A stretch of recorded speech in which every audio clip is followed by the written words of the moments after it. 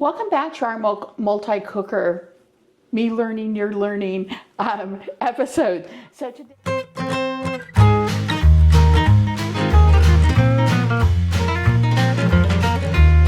we decided to make the beef chili recipe. As I told you, I'm going to make every recipe in this Magic Chef recipe book. I was going to do them in order, but I got a hankering for chili. So the first thing I did is I went out to the freezer, and we buy turkey in the big 5-pound loaves, I guess, and then I cut them. And at the time I was doing them, I wanted half pounds. So this was a 90% turkey, so it's 90% turkey, 10% fat, and it's a half pound. So I grabbed a couple of those, and then I always, when I go to the freezer, grab a mystery Tupperware, the ones I forgot to label. And so sometimes when you look in this, you don't know what it is. But I think this is leftover roast beef. Doesn't it look like prime rib? Yeah, that looks like leftover roast beef or prime rib. It was from our prime rib. So I'm gonna, this recipe, as many of you that follow me know, I can't follow a recipe, but I try. And so this recipe actually calls for 2 pounds of ground beef. So I'm going to use a pound of turkey, and it does say 10% fat. And because you're cooking in the one pot, you want to make sure and at least follow the percentage of fat, because if you were to get like a 70-30, then you're in this case your chili would be really greasy and you wouldn't enjoy it. But if you do that, then just let it cool, and then you can pick the fat will rise and harden at the top, and then you can just pull that off. But try to follow the recipe of the percentage-wise of fat. Okay, so it says the first thing to do is to put it on saute until it comes to 30. Till it says normal. Okay, and this recipe, this book goes with this book. This book goes with this unit, but it says press several times to go to normal. Every time I press it one time goes to normal, so I don't know. So, and then some of the things I don't measure, it says a tablespoon of olive oil. I'm just gonna put probably a little bit more than a tablespoon down there, because I'm just gonna swirl it around. If you get something that fits on the bottom of your olive oil, this is actually the lid from my Pampered Chef chopper, that will keep your counters from getting oily. Mine just I didn't mean for it to stay on there. I meant for it just to protect, but it stayed on there, so that's good. So it says to go ahead and put in the olive oil and the onions, and we've got one yellow onion. And if you don't like yellow onion, you can use purple onion. You can use those Vidalia sweet onions if it's the right time of the year. And it's interesting because Vidalia sweet onions, I think it's kind of like champagne. For it to be called a Vidalia sweet onion, it has to grow in Georgia. They have either a 1 or 2 weeks harvesting season. It's very, very short. But recently, out in our East County here in San Diego, I've seen signs that say Vidalia onions. But I think it might be the sweet onion. Like Walla Walla, Washington has their sweet onion also. But the sign actually says Vidalia onions. So I don't know if they're going to be punished for... what was that? That's trademark? What is that? Yeah, it's something like regional origin or something. Yeah, like champagne, like you said, like champagne. Or tequila. Yeah. Yeah, and so anyway, so I'm not using a Vidalia onion. It's not in season, but you could use that nice sweet onion. So I've just got a yellow onion in here, and it says to cook it about 2 to 3 minutes, and then we're going to add some garlic. So because I'm going to go ahead and use this this prime rib, I'm going to chop it up a little bit smaller. If you have a scale, scales are nice. This one happens to be from Weight Watchers, but you can get any kind of scale. You zero it on, and then if you want to put the scale, so this says it's 11 ounces. So you don't have to do math. You just hit this, and it zeroes it out. So it's very nice. Because this is the first time I'm making this recipe, and I'm already changing so much stuff, I think I want to make sure that I don't overcook the meat or get too much meat in there.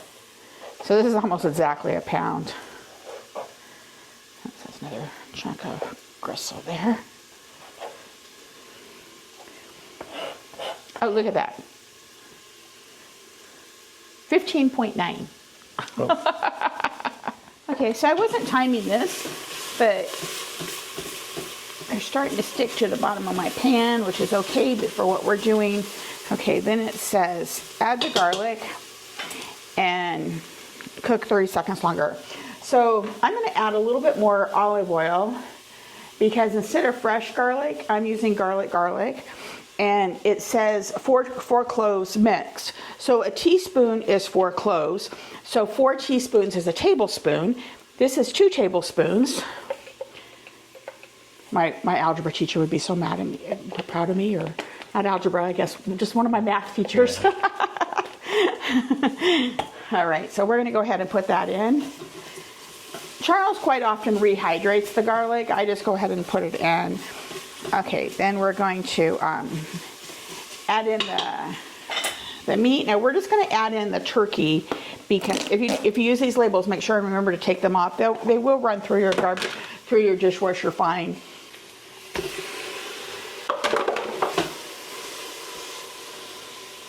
Okay, because I just decided to do this last night. They weren't quite defrosted yet. I went ahead and cut them with my metal spatula.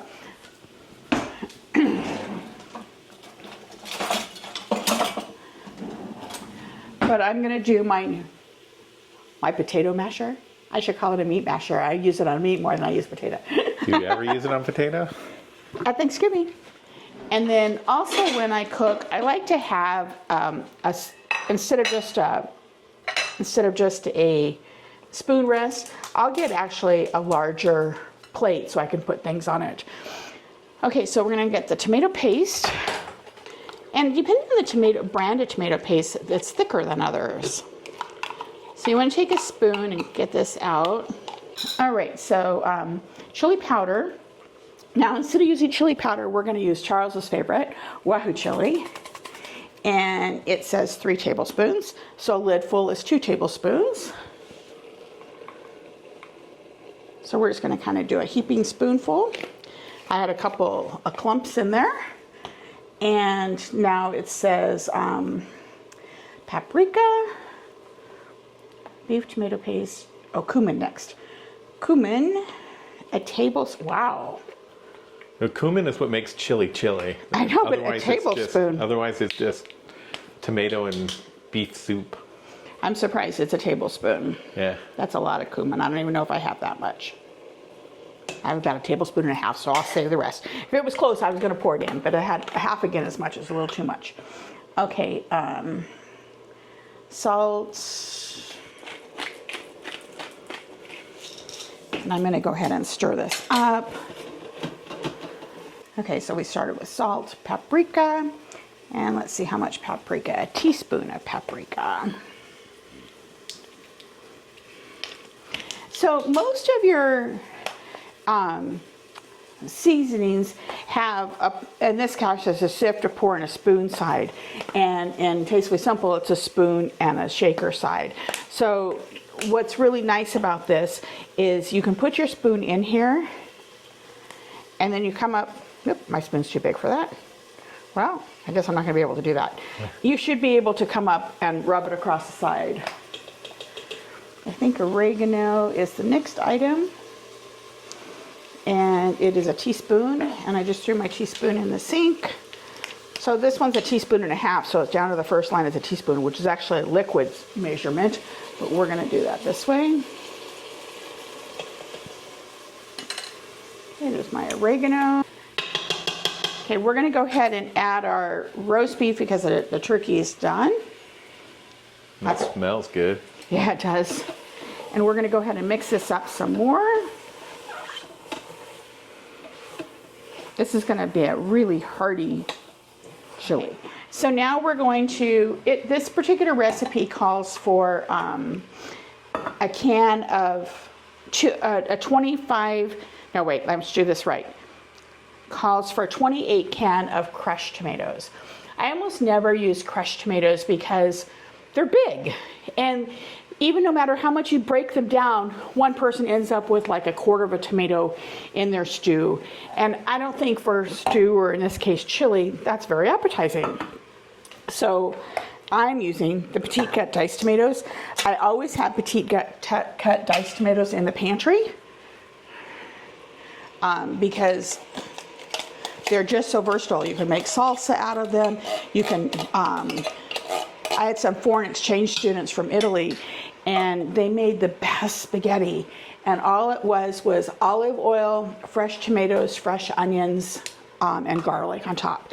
And so sometimes if you don't have fresh tomatoes, which usually in California we don't have that problem, particularly since Charles grows them for us, but you can always use the can. Or if it's raining and you don't want to go to the garden to pick. Okay, so we're going to use those instead. And then we're going to also use the recipe called for kidney beans and black beans. I'm not a big kidney bean fan, and so luckily Charles isn't either, so I don't have to argue with, oh, chili's got to have kidney beans in it. So I had these in the pantry, chili bean, so they're red beans with chili sauce. It's going to add a little extra flavoring. I don't think there's going to be any problem with that. And then we always have black beans on hand. And why is that, Mr. Johnson? I eat black beans every day. That's usually my protein, is my black beans. So he puts his black beans, you eat them cold in your salad, right? Yep. Okay. Do you usually drain these? I do when I put them in my salad, but not for. I don't drain them for chili. Yeah, these looks okay. That's just the liquid they were cooked in. Yeah, I just had to look at the. Some black beans, depending on the brand, when you open them up, they look like they need to be drained. Those looked like good stuff. Okay, so I'm going to stir this up some more. This is going to be really, really good chili. Yeah, it is. Okay. Need some hot peppers, though. That's what I was just thinking, too. So let's see what else it says here. I got a jalapeno in there if you want to dice it up. So I can tell by how the temperature is on my hands that this is not a real spicy jalapeno. Since I've already left the seeds in from the jalapeno, I'm not going to leave the seeds in from the Anaheim because they're not going to add, the Anaheim really doesn't add any heat. So I'm going to go ahead and remove the seeds and the membrane from that one. Okay, so we're going to go ahead and add this. And I didn't have the proper size knife, so I was using that paring knife. Tastefully Simple doesn't make this spicy for peppers anymore. It was a fantastic seasoning, and we used it a lot, so I bought extra. And I think this is the end of it. So it's probably the spiciest thing they made, which is probably why it didn't sell as well. Yeah. They also they make a CC cilantro that is spicy also, but not as spicy. The Fiesta Party Dip has a lot of the same flavors as the Wahoo chili does. Poor side doesn't want to open for me, except for it's spicy. So we're just going to add some of that again because we like to kick up our chili a little bit. Oh, that's beautiful. It's going to be. This is not like in the picture they show it as liquid chili. This is not liquid. It's going to be chunky chili. I would rather have chunky chili. Yeah. So we're going to turn the pot, put the pot on, turn it. We're going to turn it to sealing. And then we're going to push bean chili until it reads, that's interesting. It says until it reads 40. Huh. So we're going 45, I guess. I guess so. And there we have. You can slow cook this, and the slow cooker has the other lid on it, and then you add beef stock to it, and you slow cook for 8 hours. You use the other lid. But I've been really enjoying using the pressure cooker part of this. It's really simple because I can run the pressure cooker through the lid, and it takes less time. And here in Southern California, even though we have solar energy, we're on a thing, OHM, I think is what it is. And they give us back money if we use a lot less energy. So I'm going to use it on pressure cooker mode instead of slow cooker mode. So if you like this video, like, share, and subscribe to Wonder About Us. You're probably wondering, why did I change my clothes? Because the pot was doing all of the cooking. I was working in the yard. So I've cleaned up. It's ready. It's lunchtime. So as we said before, this counts down. So this actually finished 4 minutes ago. So remember that even though it's in the keep warm mode, it still has the pressure cooker on. So you want to vent that. So I was going to turn it so you could see it. I didn't expect to do that. So see how this button is up? That means it has a lot of pressure in it still, okay? So you want to turn this, and you put it to vent, and it's going to make all that noise, and it's going to release all that pressure. But you want to make sure that you don't get, I moved it away from the curtains, and you also want to make sure that it doesn't get on your hand, because it's very, very hot. It can burn you. Hand away from, there it goes. There it goes. There it goes. Because you were about to enter the danger zone. I was about to enter the danger zone. So then once that's done, then you open it up. That looks really good. Is that good, or you want some liquid? No, that's good. Okay. That's fine.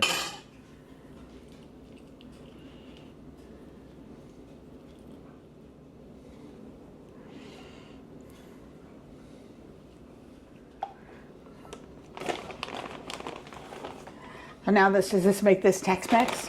Yeah, I think so. You add the cheese. Well, I think chili is Tex-Mex already. Chili is a Texas invention. Well, because I added Mexican cheese. Oh, yeah. That makes it Tex-Mex. As a whole, they say that if something is hot and you've burned your mouth to drink a glass of milk or sour cream. So, so if this is too hot for you, just add a little bit more sour cream.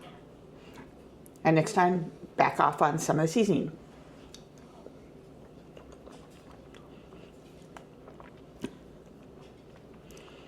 So, remember years ago we had that chili eating contest at work?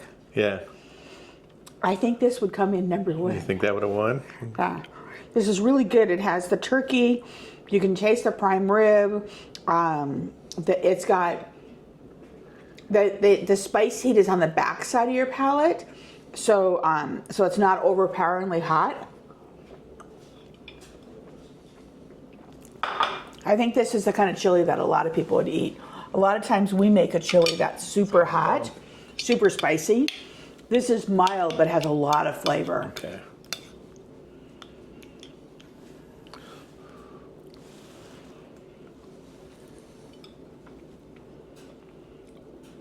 Yeah, it's very good. You can taste the tomato. There's a little bit of spice, but not a lot. It's not a blow the top of your head off spice. You can taste the meat. You can do like the beef and the turkey. You can taste them both. Like they both, the flavor comes through. I like the beans. A lot of people say there's no beans in chili. I like beans in chili, and this is great. The avocado is an excellent complement to it, and yeah, I think the cheese makes it Tex-Mex. Yeah. I think the one thing that's missing is I didn't save some fresh onions, and I like the crunch of fresh onions on my chili, and so that I think it's missing the crunch of the fresh onions. I'd give it a thumbs up. So I saw Charles's thumb come in there too. So we're having a lot of fun with our all-in-one pot or one pot, all the different names they call it. We're having a lot of fun. So please subscribe, share, and like our, because we're on Facebook as well, and our YouTube channel is WonderAboutUs, and join us for some more of our shows.